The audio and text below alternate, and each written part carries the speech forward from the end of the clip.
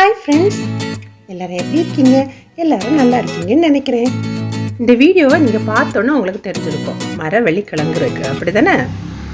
ஆமாம் மக்களே, கன்னியாகுமரி ஸ்பெஷல் கப்பக்கிழங்கை பற்றி தான் இந்த வீடியோவில் பார்க்குறோம்.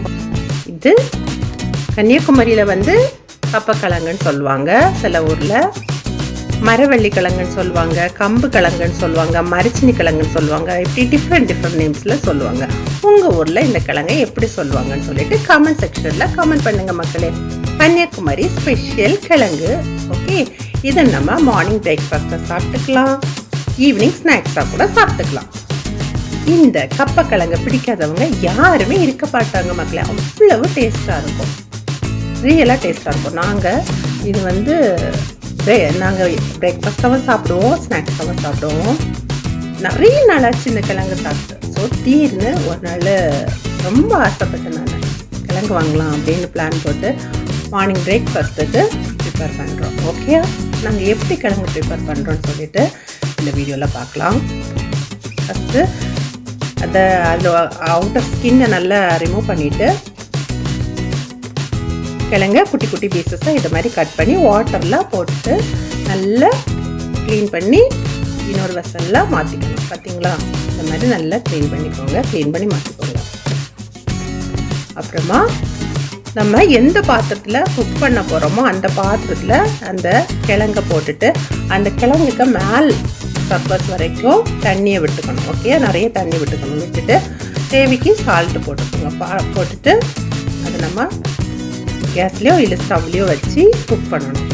நாங்கள் இதை எலக்ட்ரிக் ஸ்டவ்வில் வச்சுருக்குறோம். இங்கே பாருங்கள், ஒரு 30 மினிட்ஸு ஆகும் வேகிறதுக்கு.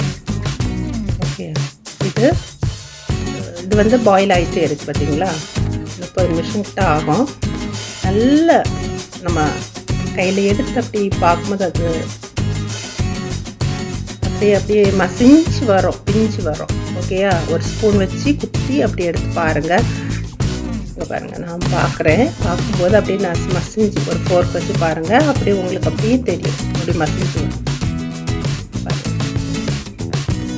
இப்படி ரெண்டாக அப்படி செப்ரேட் ஆகும்.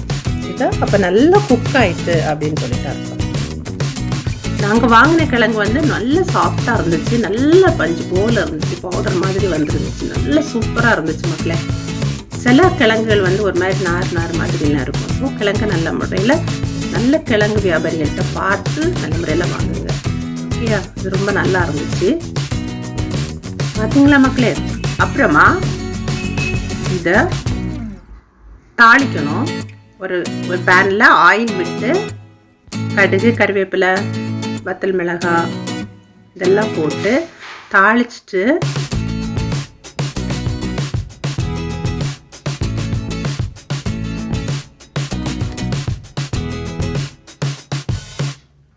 ஒரு 2 வத்தல் மிளகாய் நான் இதில் போட்டிருக்கேன்.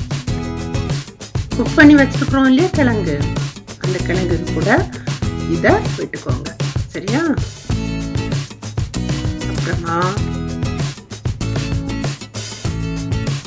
இதுக்கு கோகோனட் ரொம்ப தாளிக்கிறது ரொம்ப முக்கியம். அப்புறமா கோகோனட் ரொம்ப முக்கியம்.